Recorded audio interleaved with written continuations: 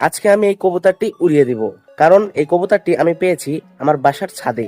আমি বাসার ছাদে এক পাশে বসেছিলাম, তখনই আমার সাইডে চোখ যায় যে একটা কবুতর। আমাদের মধ্যে প্রচন্ড মারামারি হয়, কিন্তু অবশেষে আমি কবুতরটিকে ধরে ফেলি।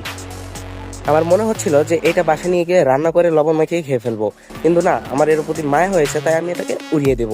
তো চলুন একে উড়িয়ে দেওয়া যাক।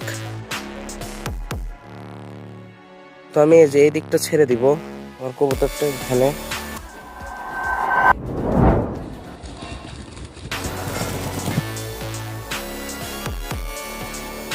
ওহো গাইস, এইটা হয়তো ভিজে আছে, সেই জন্য এটা উঠতে পারতেছে না।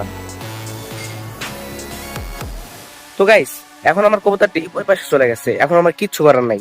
এখনো শুকনা হয়ে গেলে বা শুকিয়ে গেলে উড়ে চলে যাবে, এইটা আমি আশা রাখি। কিন্তু তোমাদের যেটা কাজ, কবুতরটিকে ভালো লাগলে লাইক কমেন্ট সাবস্ক্রাইব করো। সাবস্ক্রাইব।